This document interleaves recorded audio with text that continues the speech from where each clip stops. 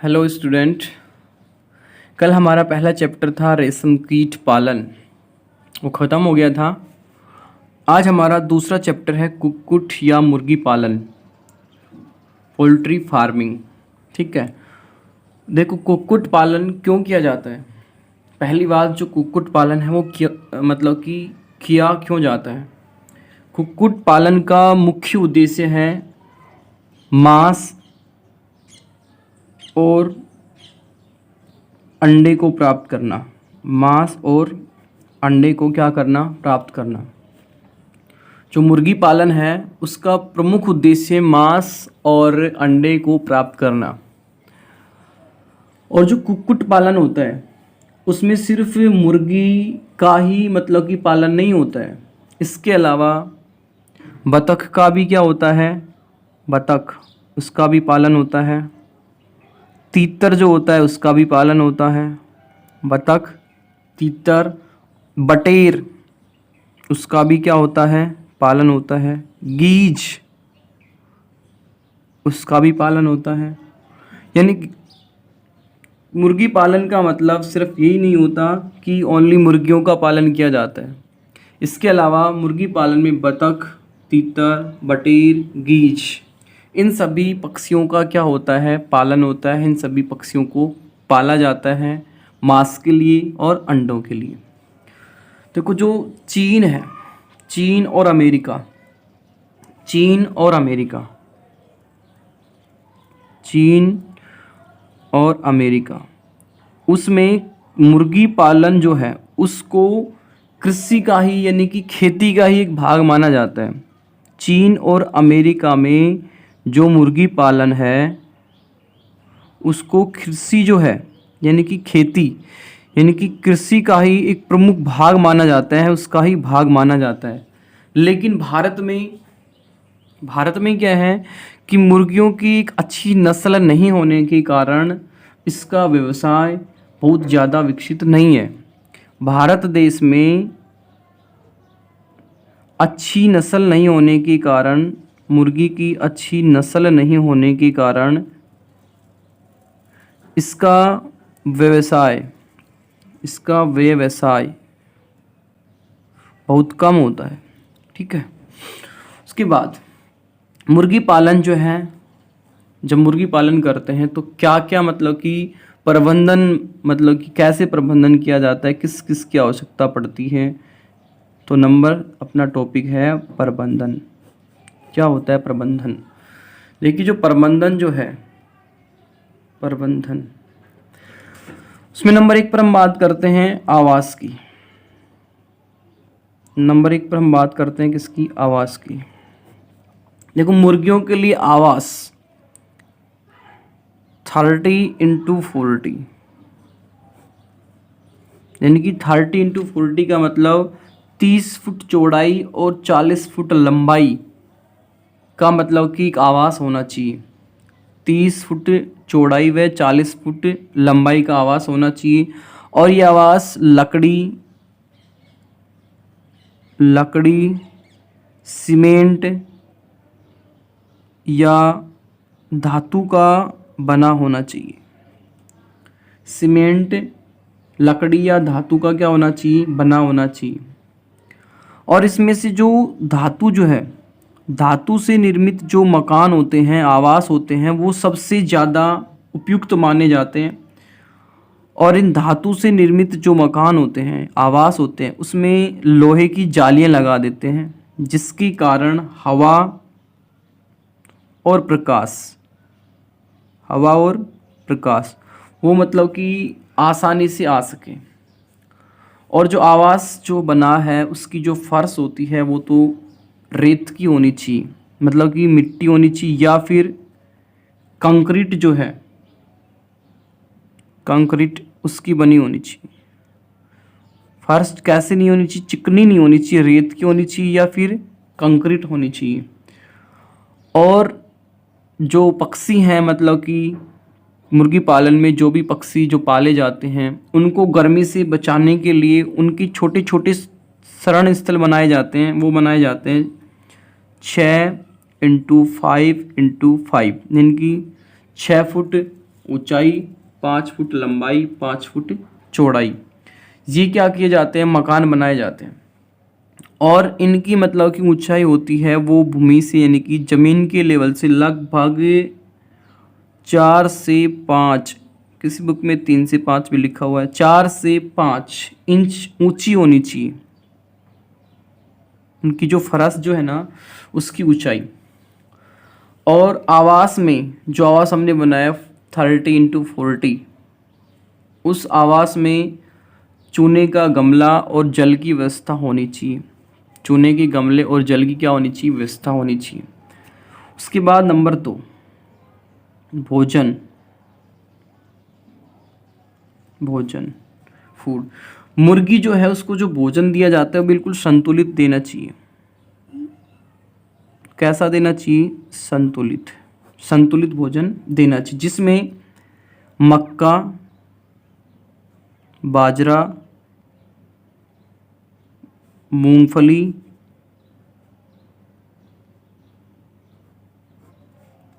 जई,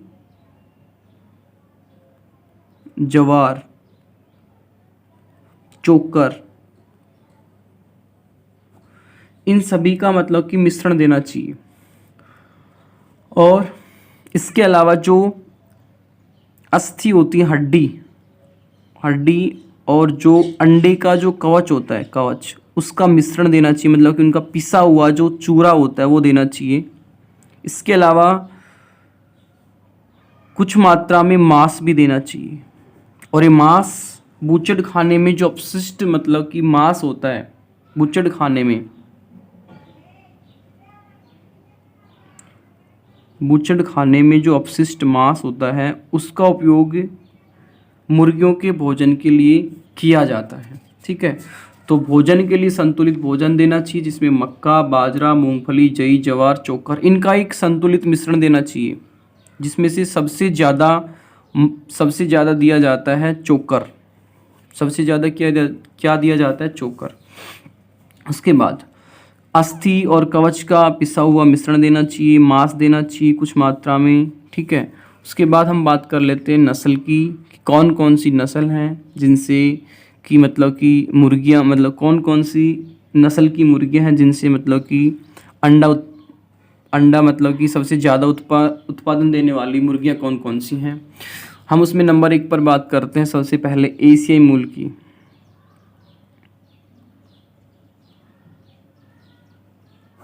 एशियाई मूल की हम बात करते हैं। एशियाई मूल में यानी कि भारत देश एशिया में आता है, तो भारत की है ब्रह्मा।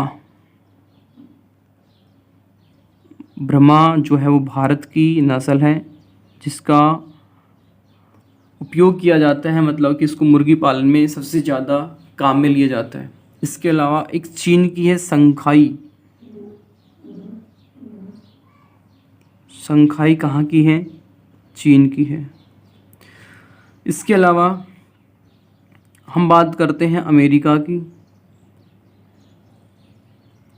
अमेरिका के अंदर हैं न्यू हैम्पर, न्यू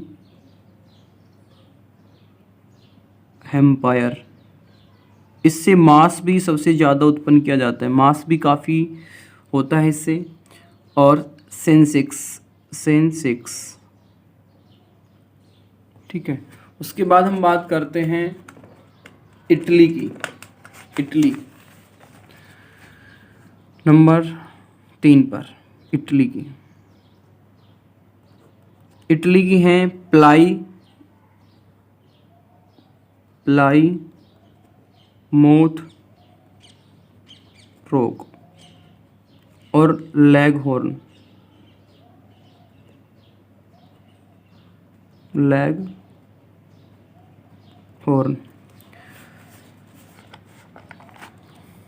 और इंग्लिश यानी कि अंग्रेजी वर्ग की, उसमें है मोनार्का। इंग्लिश यानी कि ब्रिटेन वाले ना, इनकी है मोनार्का। ठीक है, और भारत के अंदर देसी नस्ल है वो एक है सबसे पुरानी और सबसे अच्छी है असील। इसका उपयोग सिर्फ शौक के लिए किया जाता है, शौक के लिए पाला जाता है और इससे इतना ज़्यादा मांस उत्पन्न नहीं किया जाता, लेकिन फिर भी इसको पाला जाता है शौक के लिए। और ये भारत की सबसे प्राचीन नस्ल है और इसको सबसे पहले भारतीय लोग लड़ाई के लिए पालते थे, यानी कि आपस में लड़ाने के लिए और शौक के लिए पालते थे। इसके अलावा चिटफंग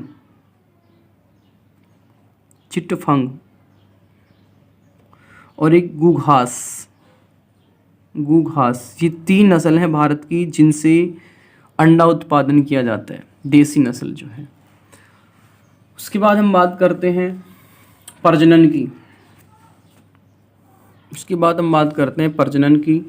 मुर्गियों में मतलब कि प्रजनन के लिए हमें कौन कौन सी बातों का ध्यान रखना चाहिए, कौन कौन सी का बातें जो हैं वो उनका ध्यान रखना चाहिए। नंबर 1 पर कि जो प्रजनन जो है उसके लिए सबसे पहले जो हष्ट पुष्ट मुर्गा जो होता है, हष्ट पुष्ट शारीरिक रूप से मजबूत जो मुर्गा होता है उसका चयन करना चाहिए। हष्ट पुष्ट मुर्गी का चयन करना चाहिए प्रजनन के लिए। नंबर 2 पर आता है कि 1 साल का जो मुर्गा होता है, 1 साल का जो मुर्गा और 1 साल की मुर्गी का प्रजनन 2 साल की मुर्गी से करवाना चाहिए। 1 साल की मुर्गी का प्रजनन 2 साल की मुर्गी से करवाना चाहिए। नंबर 3, एक जो मुर्गा होता है, एक मुर्गा जो होता है उसका अधिकतम 4 मुर्गी के साथ ही क्या करवाना चाहिए, प्रजनन करवाना चाहिए। एक मुर्गी का अधिकतम 4 मुर्गियों के साथ। नंबर 4, मुर्गियाँ जो होती हैं, मुर्गियाँ वो बहुत ज़्यादा हष्ट-पुष्ट नहीं होनी चाहिए, वो ज़्यादा हष्ट-पुष्ट नहीं होनी चाहिए और इसके अलावा ना ही बहुत ज़्यादा पतली होनी चाहिए। ठीक है।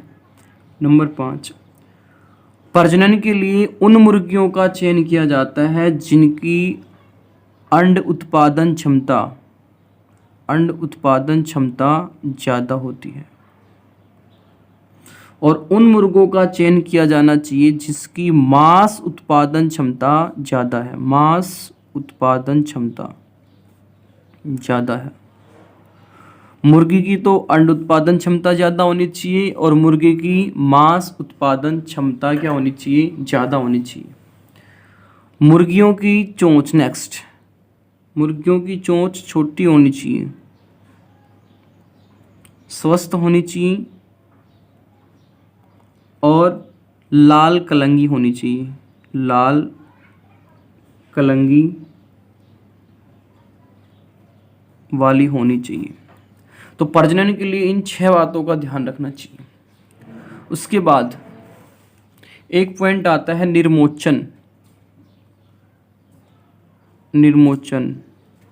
निर्मोचन का मतलब क्या होता है? एक पॉइंट और है निर्मोचन। देखो कि जो निर्मोचन का मतलब होता है कि मुर्गियों के द्वारा पुरानी पंखों का त्याग करना और जो अधिक अंडे देने वाली मुर्गियां होती हैं, अधिक अंडे देने वाली मुर्गियां, वो निर्मोचन उनमें देरी से तो प्रारंभ होता है और जल्दी ही समाप्त हो जाता है। जबकि कम अंडे देने वाली जो मुर्गियां होती हैं उसमें निर्मोचन देरी से प्रारंभ होता है और देरी से ही क्या हो जाता है, समाप्त हो जाता है। ठीक है। उसके बाद अब बात करते हैं प्रजनन की। प्रजनन 3 प्रकार का होता है। नंबर 1, अंतः प्रजनन। अंतः प्रजनन का मतलब कि एक ही नस्ल की मुर्गियों के बीच होने वाला प्रजनन, एक ही नस्ल के बीच। नंबर 2, बहिर्प्रजनन। बहिर्प्रजनन का मतलब 2 अलग अलग नस्ल जो है उनके बीच होने वाला प्रजनन। नंबर 3, कृत्रिम प्रजनन। कृत्रिम प्रजनन का मतलब कृत्रिम प्रजनन का मतलब क्या होता है कि इस विधि में उत्तम गुणों वाले जो शुक्राणु होते हैं उसको मादा जो है उस मादा के जनन मार्ग में कृत्रिम रूप से स्थानांतरित किए जाते हैं। तो इस प्रकार के प्रजनन को बोला जाता है कृत्रिम प्रजनन। उसके बाद अंडों का चयन कैसे करना चाहिए। अंडों का चयन,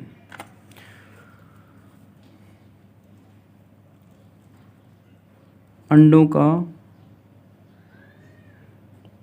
चयन, देखो स्वस्थ चूजे प्राप्त करने के लिए उन अंडों का चयन करना चाहिए जो आकार में ना तो बहुत बड़े हो ना ही बहुत छोटे हों। यदि हमें चूजे स्वस्थ प्राप्त करने हैं तो उन अंडों का चयन करना चाहिए जो आकार में ना तो बहुत बड़े हों ना ही बहुत छोटे हों। और अंडों का रंग जो होता है वो हल्का भूरा होना चाहिए, हल्का भूरा रंग होना चाहिए, ठीक है। उसके बाद में एक आता है ऊष्मायन व विस्फोटन। क्या होता है विस्फोटन?